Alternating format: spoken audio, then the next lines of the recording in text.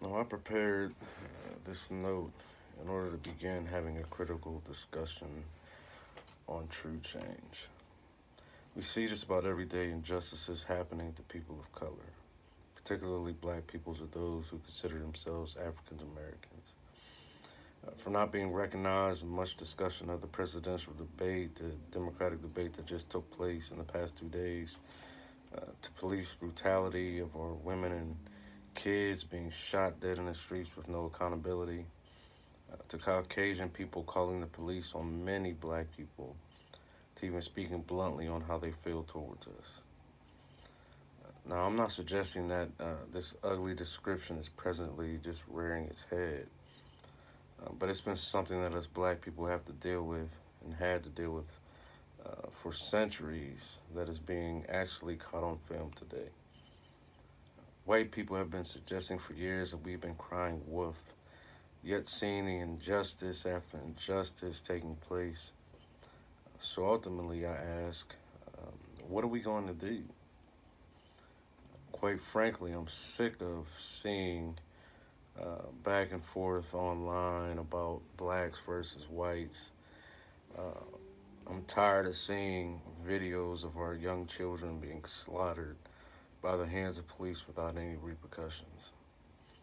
Uh, I'm fed up with seeing our strong black women taken from us week by week. White men who consider themselves authority figures taking advantage of their physical strength to beat on women. This is truly something that, one just can't turn a blind eye from. Unarmed black men being shot to death by hands of those in authority who, to which all their job is to just protect and serve. And once they see a crime, turn it over to the judge and the jury to decide. However, this being said, I truly feel there's only one ultimate way, right, to fight back, non-violently, and to change narratives of lives needlessly being lost day by day, week by week, month by month, etc.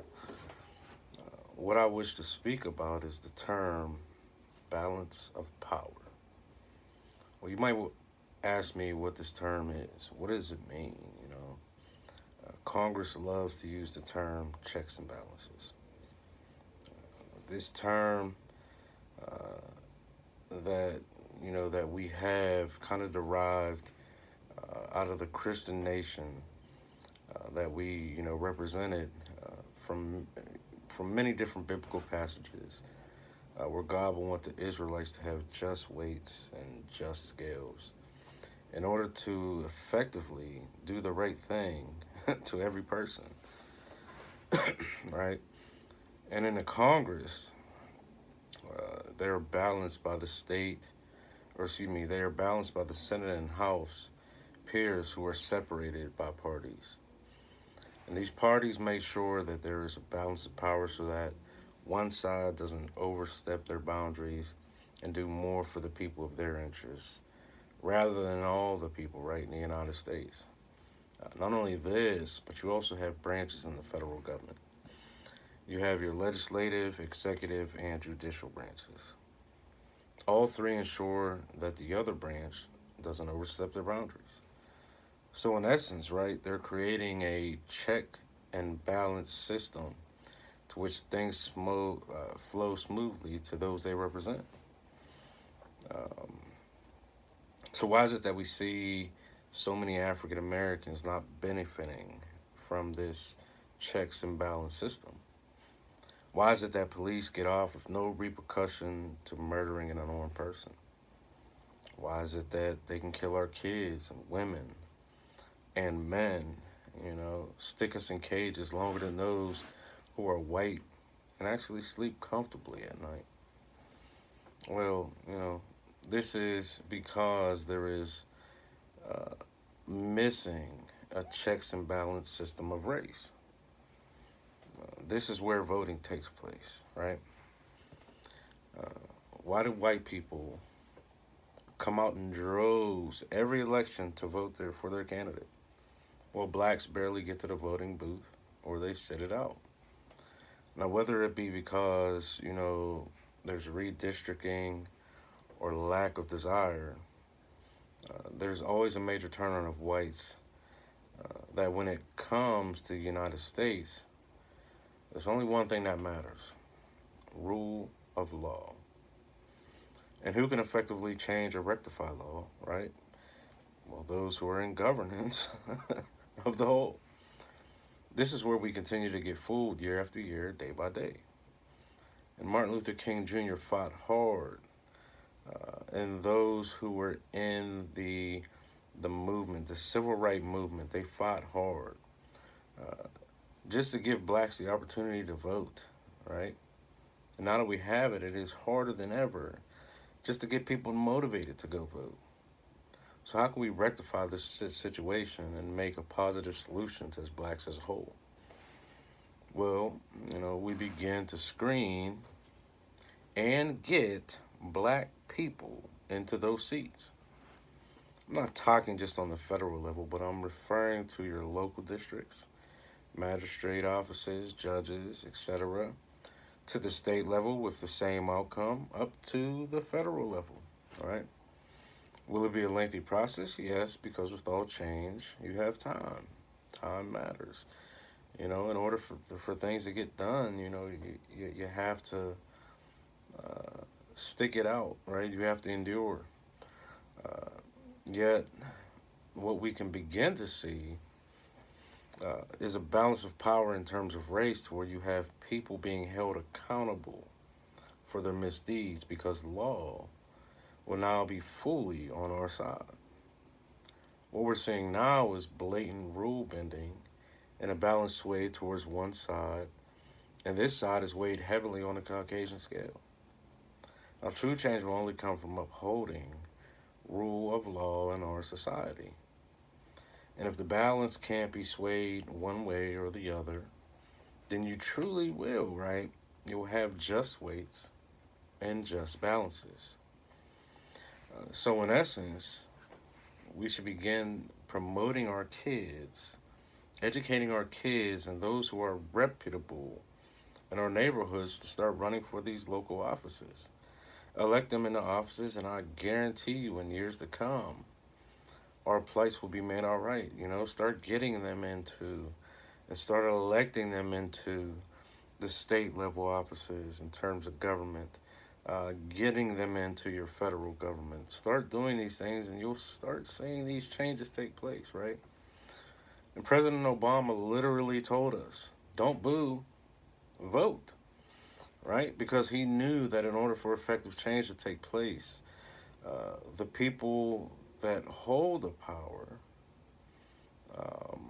are the ones who actually have it, right? We don't even know it.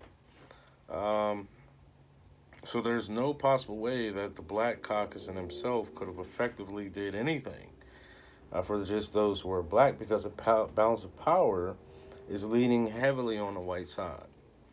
Now just think, we can change the education system, healthcare system, prison systems, gun laws, which only benefit, right, those of a lighter complexion. Many other laws that we don't share equally. Now, this is going to be an uphill battle, and it will be an uphill battle, but one that should be fought hard and tough, because with power in numbers, we can truly get what we desire, and that is equality. What do? We screen candidates. We go to town hall meetings, board meetings, and hold candidates accountable for their actions, for their speech. If they seem untrustworthy, well, move on to the next. But begin to staff those positions in our counties and our districts with those who resemble you and me. All right? And I guarantee you one thing. White people do it every single election. Now it's time for us to get wise and play chess. All right? White and black chessboard. Equal players. And it's hard to win a chess game without all your players. Having equal footing means a better chance of you winning. Now is not the time to sit idly by. Today is the day for a better future for yourselves and for your children. Today is the day to begin taking a serious look on getting ourselves to the voting booths, no matter the difficulty. Today's the day we begin to staff our people into these positions so that we can see true effective change take place. Because no one's going to fight on our behalf except us. And it's more than time to begin to empower our people truly and effectively. Start setting up GoFundMe pages for other blacks who live too far from the polling booth to get them to these meetings, right? Go pick them up, carpool, whatever you got to do. Let's start getting people out, right? Help each other to take hold of our future because it has been way too long. We continue to be held down. Only we can prevent further mistreatment of our people. Like, yes, we're all American and we're all human. Yet, time and time again, our people's rights are being infringed upon.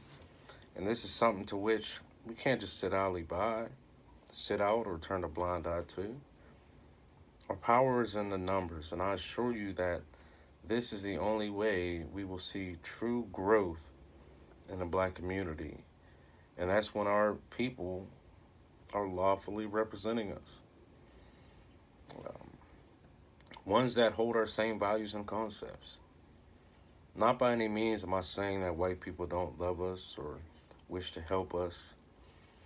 But this is something that only we can do in order to make ourselves better, to make our voices heard. And I urge you to help me in the effort of promoting a better future for our people. I ask for your help to begin in your communities, ensuring a checks and balance system that will only make sure that there will always be a balance of power in the United States of America. Thank you.